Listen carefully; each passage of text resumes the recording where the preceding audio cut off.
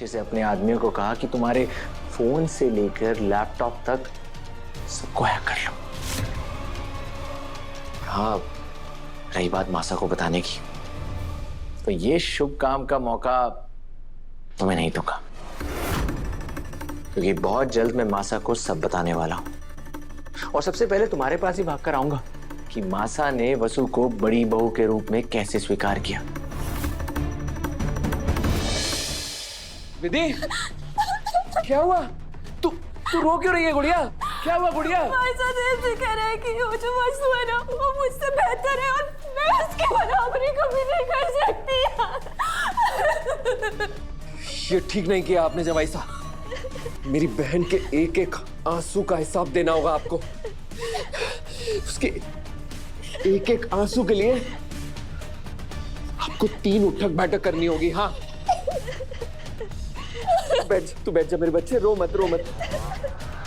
इसके आंसुओं की गिनती बढ़ती जा रही है, कहीं ऐसा ना हो कि सजा पूरी करना मुश्किल हो जाए। चलिए शुरू हो जाइए, आप शुरू हो जाइए। नहीं करूंगा। क्या कर लोगे? आप शायद ये भूल रहे हैं कि आपका वो शादी का वीडियो अभी भी मेरे पास है और कभी भी आपकी मासा के पास पहुंच सकता है। तो शुभ काम में देरी कैसी? अभी के अभी सारी वीडियोस मासा को दिखा दो। खड़े क्यों? वैसे तो दिन में 50 बार ये राग अलापते रहते हो, और अब जब मौका मिल रहा है तो ऐसे बुतपन के खड़े हो गए। और हाँ, बस घर से निकलने से पहले वो सबूत चेक कर लेना।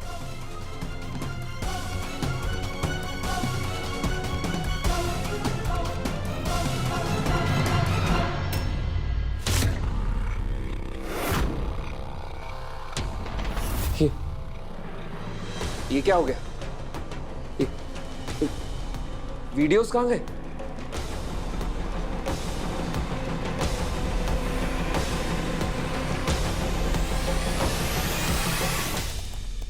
वीडियो कहां है? कहां है वीडियो?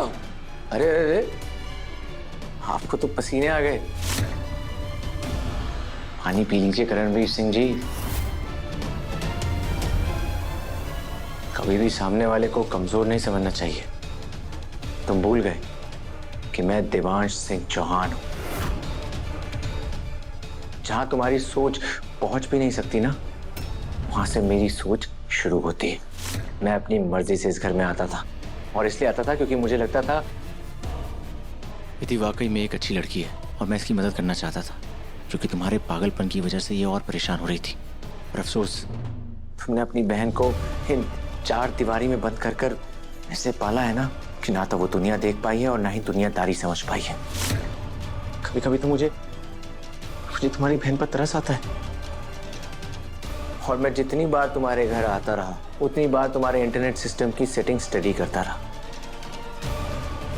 और पीछे से अपने आदमियों को कहा कि तुम्हारे फोन से लेकर लैपटॉप तक सबको हैक कर लो।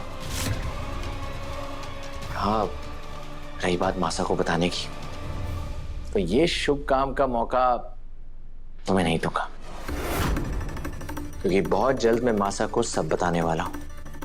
और सबसे पहले तुम्हारे पास ही भागकर आऊंगा कि मासा ने वसु को बड़ी बहू के रूप में कैसे स्वीकार किया।